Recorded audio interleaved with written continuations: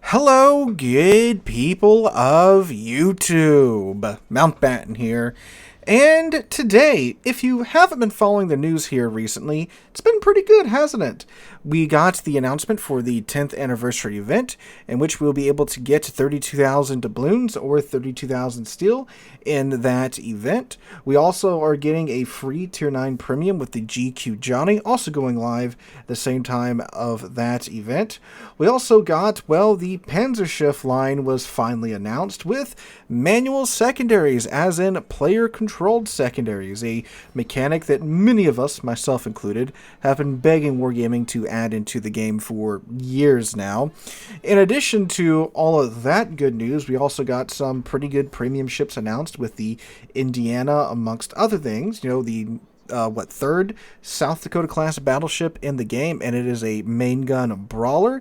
Looks very, very good indeed. The Laffy is the next dockyard ship, and then on top of everything else, most recently we got some big news concerning CV and sub balancing changes, where we got a whole host of changes in a dev blog a couple of days ago that outlines how, well, CV spotting is being nerfed. There's some big changes coming with CV survivability. You know, they're getting the normal burn time now and a more traditional damage con. Again, something many of us have been asking for, again, years now. Submarine and CV torpedoes, the acoustic ones at least, they now no longer do citadel damage, which is huge because it's so easy to get those torpedoes to, well, hit the citadel of the target ship. So it's very easy to do unrecoverable damage to, well, whatever ship you choose to with those two classes. So a lot of good news here recently, right? Well, yes, it has been, and thankfully, a very large chunk of the comments I'm seeing pop up on my channel and elsewhere are mostly positive, because obviously it's great news that we've gotten here recently. However, there are some that my running theory right now is that it's a very small but exceptionally vocal minority that, for whatever reason, cannot under any circumstance take a win. And not only can these commentators not take a win, they can't let you take a win whatsoever either, for some reason. You can go check out the comment section on my videos covering, these topics. And again, most of the comments are mostly positive, saying, hey, this is great that Wargaming is doing this. We've been asking for these changes for forever. Or, in the case of the 10th anniversary event, many people are, saying, hey, it's pretty cool. We can get 32,000 doubloons or 32,000 steel by just playing the game for a couple of months, like you normally would do anyway, right? Most people get that, but for some reason, there's a subset of the player base that, no matter what Wargaming does, they just can't take the win. Like, you know how huge it is that carriers are getting normalized fires now, and that aerial drop torpedoes no longer do citadel damage? That is massive. Do you understand how much more survivable you are going to be now that your ship does not eat citadel damage from CV torps or from submarine acoustic torps? That is huge. That's a big change, and they're implementing it next update. And also, do you understand how huge it is that Wargaming is just giving away $138 worth of doubloons? Quite literally right before the Snowflake event, which apparently is still going forward as normal. So you can take that $138 worth of doubloons, turn around and buy Santa containers, and probably get multiple premium ships out of those Santa containers with these doubloons that Wargaming just gave you for free. Or you can also turn around in that same time frame and buy a year of premium time for half off with the free doubloons that Wargaming just gave you, and all you have to do is play 2 battles a day in any mode except for like the training room. Do you understand how fast 2 rounds of co-op goes by? I'll be shocked if it takes you more than like 10 minutes to do that. Like, seriously, go play 2 rounds of co-op right now and see just how short those rounds actually last. But to these people, it's not good enough. Why? Because they still have to play the game. It's like, what? 2 battles in any mode. Don't even have to win. Just play 2 battles, and that's enough. Like, that's crazy easy to do. But for these people, no, it's not good enough. Wargaming should just give it to them for free. Which is like, buddy, like, do you not play the game? Like, you just have to play the game. You get your tokens, and you can turn around and get your doubloons that same day. Like, that is crazy easy to do. but apparently it's not good enough for them, right? That also goes hand in hand with like the CV and submarine changes. Like these are pretty big, pretty significant changes to CVs and submarines, with nerfing the citadel damage that the torpedoes can do by, well, removing it, right? But no, you'll check out the comment section of that video. It's all, they should be removed. Why are they even still in the game? Give us a mode without them. So forth and so on. It's like, buddy.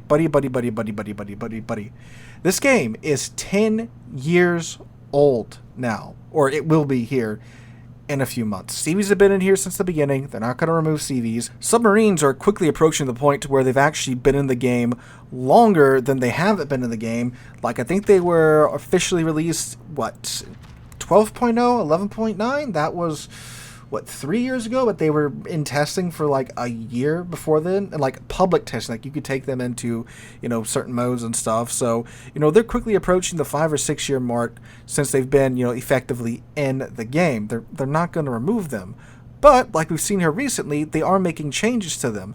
Changes that we've been asking for, right? And they're actually doing it. So when you turn around and just say, oh, that's not good enough, they should just be removed, and you keep shouting that over and over and over and over again, that gets pretty tiresome. Like, I personally get tired of reading all those comments, and I'm no submarine or CV lover. Like, you can go check out the comments of all those videos. You'll see CV and submarine players saying, oh, why are you just a hater for CVs and subs? I'm really not. There are some very annoying and very aggravating aspects about CVs and submarines. I've done multiple videos on that in the past, right? I just understand it's not feasible for Wargaming to just remove the two classes from the game, and I understand that they aren't going to do that, because there's people that play those classes, right? And that draws people into the game. So understanding that, when they make changes that I think are good regarding these two classes, or really anything, involving the game, I like to give Wargaming credit where credit is due.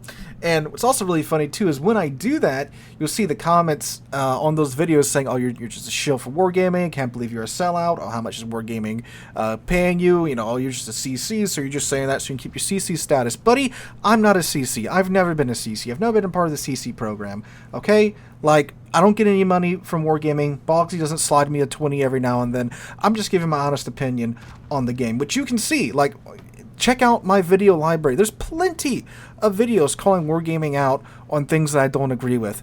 Like, in the past couple of weeks, I did the video talking about experimental ships and how I hope they really don't come back to the game, because I think they're pretty stupid. God, I don't know, like 2 or 3 videos talking about how much I don't like the ship rotation system. Like, why can't we just add ships to the game, Wargaming, and just leave them in the armory or leave them in the premium shop? What's wrong with that? You used to do that back in the day. You would just add a premium ship to the shop and it would just stay there. Why do we have to pull them out? Because FOMO, right? And I don't like that. And I've made multiple videos about that topic. And oh my god, the GQ Johnny, when it was announced that the GQ Johnny was the thing, I ranted about that in that devblog video. I made its own standalone video ranting about the GQ Johnny, because I assumed Wargaming was going to turn around and sell what was a copy-paste of a premium ship that hadn't even returned to the shop yet in a normal manner. And plus, you could get Evans if you bought the GQ Johnny. I made a whole video ranting about that. Now, I'm very, very happy that I was wrong, that, we can get the GQ Johnny and Evans for completely free. So, I'm very glad I was wrong about that, but I made a whole video ranting about that. But yet, I am just a Wargaming shill, no matter what. But no, you're a shill. Game's dying because of what Wargaming's doing, despite the May and June numbers actually being better than the May and June numbers from last year, believe it or not. So, actually, this is the first time we've seen, growth on the North American server, especially in the summer months, when we are normally, given the way that the player base ebbs and flows, at the lowest point of, the player base cycle for the year. July is actually the lowest, so if anyone starts screaming about that, just disregard that, because historically July is the lowest point for the player base numbers. You can verify that yourself using the anything like Steam Charts, so you can go to the third-party stat site that's a little sketchy, a little glitchy now, because it's trying to, contain 10 years of player base information and all that jazz. So yeah, and what's really funny too is that we were talking about why the player base numbers are actually looking better, this May and this June compared to last May and last June, and I believe a good chunk of that was because Wargaming had 10 modes available for us to play. You could play Unbreakable Line, you could play Asymmetrics, you could play Randoms, you could play Rank, you could play Brawls, you could play Clan Battles, so forth and so on, and that gives players the ability to pick and choose what they want to play. And when you let people play what they want to play, turns out more people play the game. And there was a couple of comments saying how that was actually a bad thing, and the game's core is in PvP and not in PvE. even though by having the ability for players to play more PvE modes like asymmetrics and flagship operations, you have more people playing the game, which is better overall for the game, because the more people playing, the more money being spent on the game, the more money the devs have, you know, more money they can turn around and sink back into the game. So I don't understand how that's not a good thing at the end of the day. If Wargaming does things that the players want Wargaming to do and they play the game, then it's a pretty good thing at the end of the day, right? I think this just goes to show that Wargaming could quite literally donate $10 million to orphans, and people will still complain about that no matter what. I mean, they're literally handing us 32,000 doubloons here in a couple of months, and people are complaining about that. They're literally giving us changes to Seas and submarines that we've wanted, and people are complaining about that. So if you're one of those people, learn to take a win. Because if you just sit there and screech and shout at the top of your lungs at everything Wargaming does, you know what happens? They just ignore you. It quite literally happened with the War Thunder devs and the War Thunder subreddit. The devs were in the subreddit constantly taking feedback and such, but they just got so tired of getting dogpiled by all these angry Redditors that they just gave up and just stopped listening to the community's feedback. So that's a significant chunk of the community that they're just ignoring now, right? Granted, every single subreddit I've been on has been like the biggest negative echo chamber for whatever topic that they are supposedly a community for. It's like, wait a second, I thought you guys were a fan of this genre or this movie or this game or whatever. Why do you all hate it? And why do you all play it if you hate it that much, right? But anyway, you guys get what I'm saying. If you just shout and scream, you burn the bridges between yourself and whoever it is that you're trying to get the attention of, and yeah, then that line of communication is gone. So if you are, what I suspect is part of that very tiny but very loud community, learn to take a W. Learn to say, hey, Wargaming, this is pretty cool. Thanks. Not only with Wargaming, but like real life about anything else, because there's a very good chance that if you are one of those people that just shout and scream at Wargaming, you probably shout and scream at a lot of other people in your real life. And trust me, shouting at someone constantly is not a way to get your point across. I worked in retail for 8 years before I was a teacher. Is how I got through college. Anytime a customer would come in and start shouting and screaming and yelling or just being outright rude and such, guess where my care for their problems suddenly went? Away. So now the quality of assistance that you're receiving has just gone in the gutter because I don't feel like dealing with you because you're acting like a toddler when you're a full-grown adult, right? So yeah, take that little nugget of advice as you go out there in life, fellas. I know most of you are pretty fair to Wargaming. I actually do read pretty much all the comments that you guys leave on this channel, so I do know that, you know, most of you are pretty fair, and that's very cool. Being objective is probably the most important thing in your life, right? Not just picking one side and sticking to it. Getting stuck in an echo chamber like that is not very good for your outlook, right? So yeah, if you're part of that very small but very vocal minority, learn to take a W and just move on with your day. So guys, that's my 2 cents. That's my little rant for today's video. Hope you guys enjoyed. If you did, make sure you drop a like, leave a comment, subscribe to the channel, and all of that jazz. Hope you guys have a wonderful Thursday, and I hope to catch you guys in the next one.